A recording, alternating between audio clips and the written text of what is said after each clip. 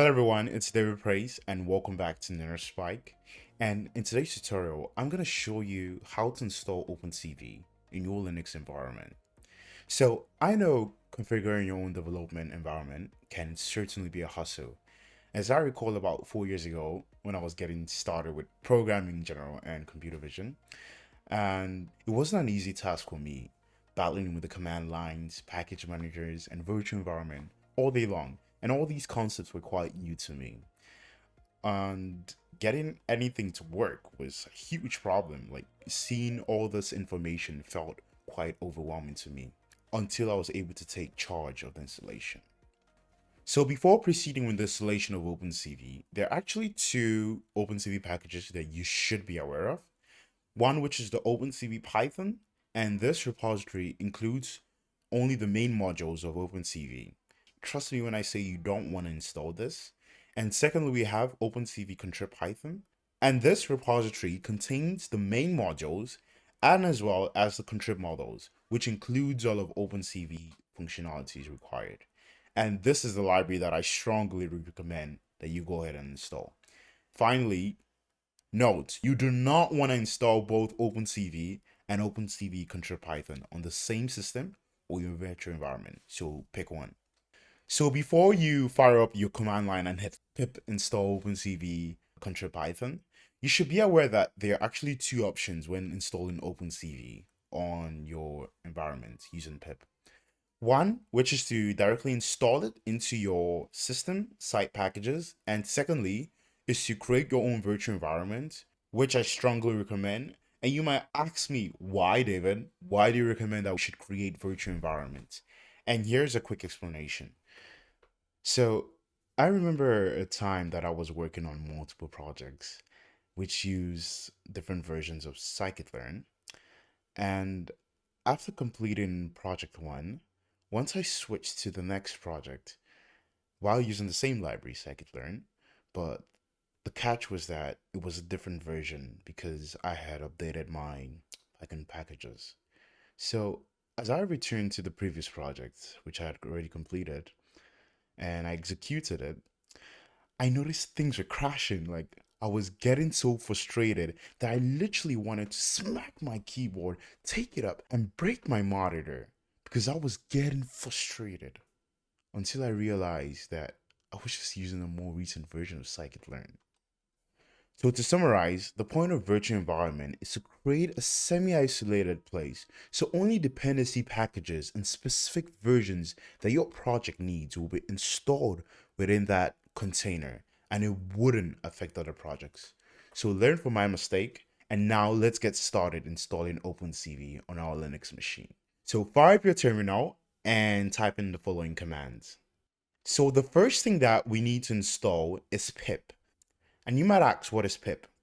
So pip is a package management system that is written in Python, and it allows you to install and manage software packages in your own Linux machine. So if you want to verify if you have pip installed, you could just go ahead and type pip3 because we'll be using Python 3. And once you see like all this output, just know that you definitely have pip.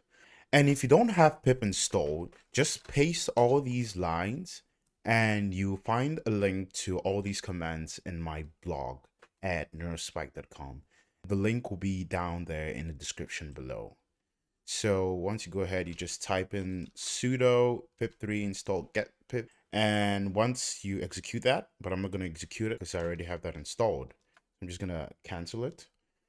And next, so I mentioned that there are two ways. So the first way is that you could just do sudo pip install OpenCV-Python. However, this is not what we want to do. So first, you want to pip install your virtual environment.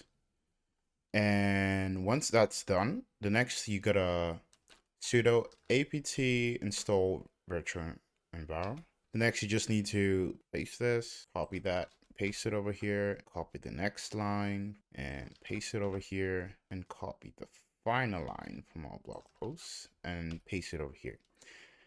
So the next thing is to source it. And before you source it, I recommend that you open that file. So sudo nano bash rc. Scroll all the way to the bottom and make sure you modify this username over here to your own username. So we have David. I'm just gonna save that. And make sure you change the username that was inside the curly braces into this. Okay, so now once we're done, the next thing we just need to source or batch.rc, and that's it. So now we could actually, like, make a virtual environment. So now you see that everything's working. Now, in order to create a virtual environment, we could just, like, use the command make virtual environment. I'll use OpenCV, like this abbreviation. And what Python? It's going to be Python 3. And once we have that created, the next thing is that we could just reload the virtual environment that was created, work in OpenCV. And now we just need to, like, pip install numpy. Next, we just need to pip install OpenCV, contrib, and Python.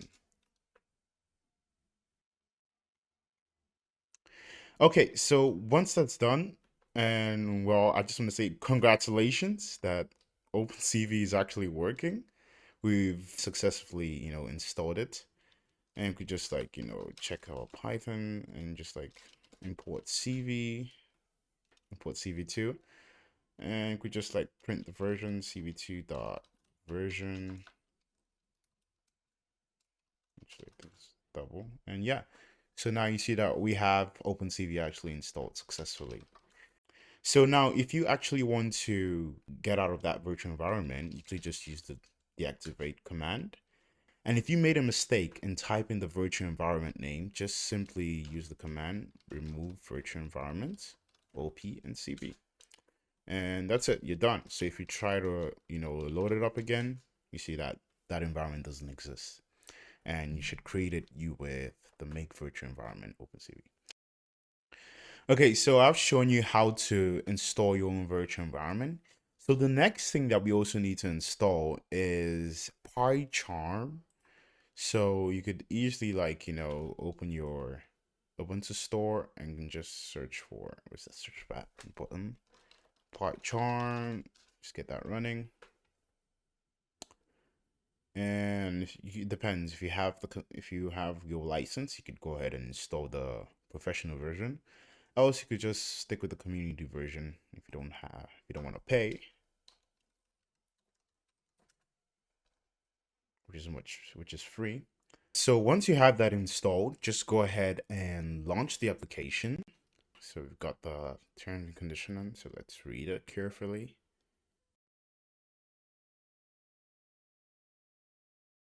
And once we're done, just click I confirm that I have read and accept the terms of this user's license, and click continue.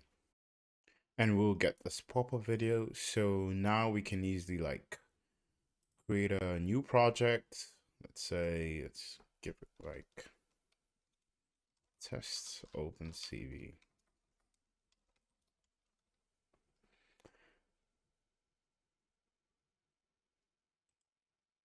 So now we can create a new project and just give it the name OpenCV test. And also, one thing that I wanted to inform you about is the way that I've shown you how to create virtual environments using the terminal. PyCharm gives us a more, a more convenient way of, creating our own projects as well as also in virtual environment. And it also gives you the ability to create your own virtual environment. So basically skipping through all these steps whereby we had to, like, make virtual environment, whereby we had to install some prerequisites and make our own virtual environment. So once that's done, I'm just gonna go ahead and click the create button. So once I have that, I'm just gonna increase the font a bit. So settings, editor, font, and just, like, let's bump it up to, like, 16. I think that would be convenient to read. Or a bit more. And 20. And I'm just gonna click run. So we see we've got hi PyCharm. And if you want to install OpenCV, you could either just go to the terminal and just like, pip3 install OpenCV contrib Python, and it also needs to install some dependencies like NumPy. So what's next? In the next tutorial, I'm going to show you how to load and display images. Then we're going to move forward to how to find spatial dimensions about your image, which includes the width, the height, the number of channels, and then finally how to save your image into your own local computer. Well, anyways, I don't intend on making this video too long, and as usual, if you found this video beneficial, assist in smashing the like button. Don't forget to subscribe if you haven't already, and turn on all notifications so that you get notified every time I post. I'll appreciate that. Thank you.